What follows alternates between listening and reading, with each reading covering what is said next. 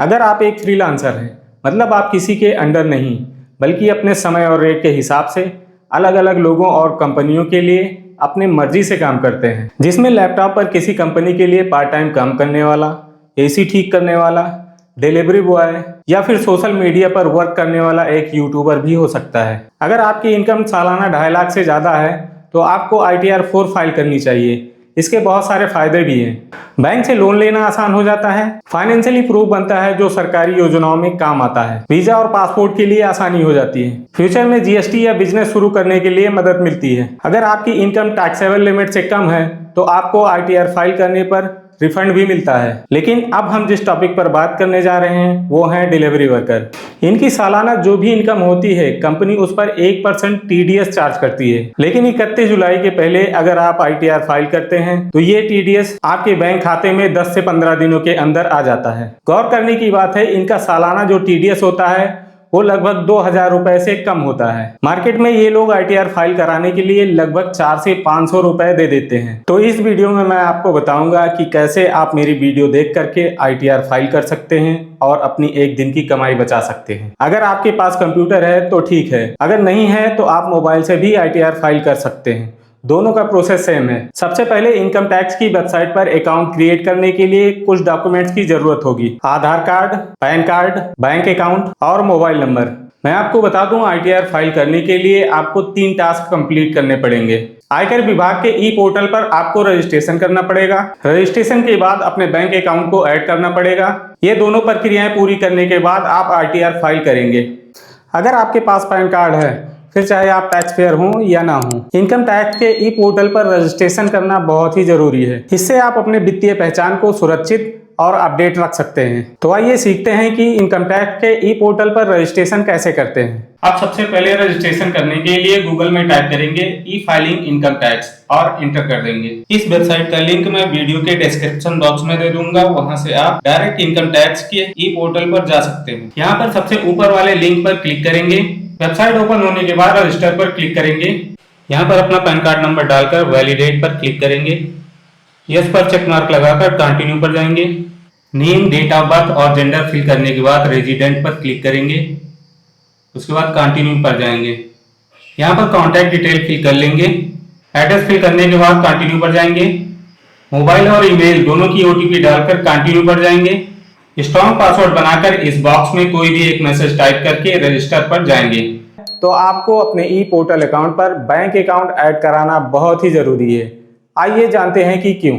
अगर आपने ITR file किया है तो बिना बैंक अकाउंट ऐड और वैलिडेट किए आपको आपका रिफंड नहीं मिलेगा। कुछ मामलों में ITR की ई वेरिफिकेशन बैंक अकाउंट के जरिए कर सकते हैं, जिसमें फॉर्म 16 या आधार OTP की जरूरत नहीं पड़ती। आपका पैन और आधार लिंक है कि नहीं बैंक अकाउंट के जरिए ही वेरीफाइड होता है। सरकार की किसी भी योजना या टैक्स क्रेडिट से संबंधित लाभ भी बैंक अकाउंट के जरिए ही भेजा जाता है। तो भैया इतने सारे लाभों से भला हम क्यों चूके? आइए जानते हैं कि बैंक अकाउंट कैसे ऐड किया जाता है। ई पोर्टल पर बैंक अकाउंट ऐड कराने के लिए लॉगिन टैब पर जाएंगे। यहाँ पर पैन कार्ड नंबर डालकर कंटिन्यू पर क्लिक कर देंगे। यहाँ पर चेक मार्क लगाकर पासवर्ड डालेंगे और कंटिन्यू पर क्लिक कर देंगे। राइट साइड में ऊपर की तरफ आएंगे, जहाँ पर आपका नाम दिख रहा है उस पर क्लिक करेंगे। उसके बाद माई प्रोफाइल पर क्लिक करेंगे। माई बैंक अकाउंट टैब पर जाएंगे। ऐड बैंक अकाउंट पर क्लिक करेंगे। यहाँ पर अपना बैंक अकाउंट नंबर डालेंगे। कंफर्म करने के लिए फिर से वही बैंक अकाउंट नंबर डालेंगे। अकाउंट टाइप में जिस भी कैटेगरी का आपका अकाउंट है उसे चूज कर लेंगे। उसके बाद अकाउंट होल्डर टाइप में आएंगे। अगर आपका अकाउंट प्राइमरी है तो प्राइमरी पर क्लिक करेंगे, अगर ज्वाइंट है तो ज्वाइंट पर क्लिक करेंगे। IFSC में अपने बैंक अकाउंट का FSC कोड डालेंगे। उसके बाद nominate this bank account for refund में यस कर देंगे। नीचे की तरफ आएंगे और प्रोसीड टू ई वेरीफाई पर क्लिक करेंगे। पहले वाले option OTP on mobile number registered with Aadhaar पर क्लिक करेंगे। उसके बाद कंटिन्यू पर क्लिक करेंगे। आई एग्री के लिए चेक मार्क लगाएंगे।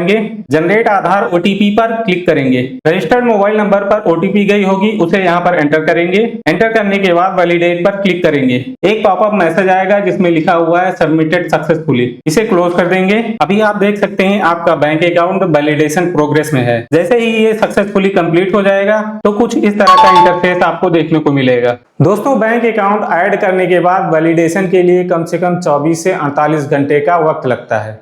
बैंक अकाउंट वैलिडेशन कैसे चेक करना है इस वीडियो में मैं आपको पहले ही बता चुका हूं। बैंक अकाउंट ऐड करने के बाद अब हम ITR फाइल करना सीखेंगे। ITR फाइल करने से पहले आपको अपनी एनुअल इनकम निकालनी पड़ेगी। ये एनुअल इनकम आगे चलकर ITR फॉर्म भरते समय काम आएगी। एनुअल इनकम निकालने के लिए आपको ई फाइल पर जाना पड़ेगा। उसके बाद इनकम टैक्स रिटर्न पर जाएंगे, व्यू फॉर्म 26AS पर क्लिक करेंगे, कंफर्म कर देंगे, आई एग्री पर चेक मार्क लगाएंगे। उसके बाद प्रोसीड पर क्लिक कर देंगे, व्यू टैक्स क्रेडिट पर क्लिक करेंगे, यहाँ से असेसमेंट ईयर चूज कर लेंगे। उसके बाद 25-26 को चूज करेंगे, व्यू एज पर क्लिक करेंगे, HTML को चूज कर लेंगे। उसके बाद व्यू डाउनलोड पर क्लिक करेंगे। यहाँ पर आपको दो कंपनियां दिखाई पड़ रही हैं जिसका एनुअल अमाउंट यहाँ पर दिखाया गया है। दोनों को कैलकुलेटर से जोड़ लेंगे और जोड़कर कहीं पर नोट कर लेंगे। ITR फाइल करने के लिए ई फाइल पर जाएंगे, उसके बाद इनकम टैक्स रिटर्न्स पर जाएंगे, फाइल इनकम टैक्स रिटर्न पर क्लिक करेंगे।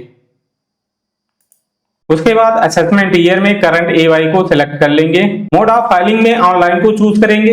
उसके बाद कंटिन्यू पर क्लिक करेंगे, स्टार्ट न्यू फाइलिंग पर जाएंगे, डिफॉल्ट मोड में इंडिविजुअल रहता है उसी पर सेलेक्ट रहने देंगे। उसके बाद कंटिन्यू पर क्लिक करेंगे, ITR फॉर्म में ITR 4 को सिलेक्ट करेंगे, प्रोसीड विद ITR 4 पर क्लिक करेंगे। एक डायलॉग बॉक्स ओपन होगा, उसे ओके कर देंगे। उसके बाद लेट्स गेट स्टार्टेड पर क्लिक करेंगे, यहाँ पर अदर को सिलेक्ट कर लेंगे। उसके बाद कंटिन्यू पर क्लिक करेंगे, डायलॉग बॉक्स ओपन होगा, उसे भी ओके कर देंगे। यहाँ पर आपको 7 फॉर्म दिख रहे हैं, बारी बारी से आपको 7 को फिलअप करना पड़ेगा। तो सबसे पहला फॉर्म पर्सनल इन्फो पर क्लिक करेंगे, नेचर ऑफ एम्प्लॉयमेंट में अदर को सिलेक्ट करेंगे। नीचे की तरफ आएंगे, A23 में आपसे पूछा जाएगा कि आप ओल्ड टैक्स रिजीम पे जाना चाहते हैं या न्यू टैक्स रिजीम पे, तो आपको यहाँ पर नो कर देना है। यहाँ पर भी आपको नो कर देना है। बैंक ऐड करते वक्त जो आपने डिटेल भरी थी वो यहाँ पर दिखाई पड़ेगी, आप चाहें तो यहाँ पर चेक कर सकते हैं। चेक करने के बाद कंफर्म पर क्लिक करेंगे। अब दूसरा फॉर्म ग्रॉस टोटल इनकम पर क्लिक करेंगे, B1 के एडिट टैब में जाएंगे, US 44 AD में शो डिटेल पर क्लिक करेंगे, ऐड अनदर टैब पर क्लिक करेंगे, नेम ऑफ बिजनेस में डिलीवरी वर्कर लिख लेंगे, बिजनेस कोड में 21008 अदर सर्विसेज NEC को सिलेक्ट कर लेंगे। डिस्क्रिप्शन में आएंगे और यहाँ पर लिखेंगे फूड डिलीवरी वर्कर। उसके बाद सेव वाले ऑप्शन पर क्लिक कर देंगे। अब आपको फिर से US 44 AD शो डिटेल पर जाना है। आपको याद होगा ITR फाइल करने से पहले आपकी एनुअल इनकम नोट करवाई थी, उसे E1 के A में फिल कर देंगे। याद रहे आपकी जितनी एनुअल इनकम बनती है उससे थोड़ा सा ज्यादा ही आपको यहाँ पर इनपुट करना है। जैसे इनकी एनुअल इनकम 2,10,000 थी तो मैंने यहाँ पर 2,12,000 इनपुट की है। अब आएंगे ऑप्शन B में, यहाँ पर लिखा हुआ है रिसीप्ट्स इन कैश। जहां तक मैं जानता हूँ डिलीवरी वर्कर को कैश में पेमेंट नहीं मिलती, तो इसलिए इसमें 0 इनपुट कर देंगे। अब C में आएंगे, इसमें लिखा हुआ है any mode other than A and B, तो आपका पेमेंट मोड सिर्फ ऑनलाइन है इसलिए यहाँ पर भी 0 कर देंगे। उसके बाद E2 के A में आएंगे, इसमें लिखा हुआ है 6% ऑफ E1 का A, तो आपके E1 के A में आपका एनुअल इनकम है तो उसका 6% निकालकर थोड़ा सा ज्यादा अमाउंट बढ़ाकर इनपुट करेंगे। एनुअल इनकम 2,12,000 का 6% 12,720 बनता है। मैंने यहाँ पर थोड़ा सा अमाउंट बढ़ाकर 20,000 लिख दिया है। अब चलते हैं E2 के B कॉलम में। यहाँ पर दिया हुआ है E1 का B प्लस E1 का C, जो भी अमाउंट होता है उसका 8% यहाँ पर इनपुट करना है। तो E1 का B प्लस E1 का C 0 है, इसलिए यहाँ पर भी 0 ही लिखेंगे। नीचे की तरफ आएंगे और सेव पर क्लिक कर देंगे। सेव करने के बाद कंफर्म कर देंगे। अब तीसरे फॉर्म डिस्क्लोजर एग्जाम्प्ट इनकम पर क्लिक करेंगे। इस फॉर्म में आपको कुछ भी नहीं करना, नीचे आएंगे और कंफर्म पर क्लिक कर देंगे। चौथे फॉर्म LTCG पर क्लिक करेंगे, फर्स्ट और सेकंड में 0-0 फिल करके कंफर्म पर क्लिक कर देंगे। पांचवें फॉर्म टोटल डिडक्शन पर क्लिक करेंगे।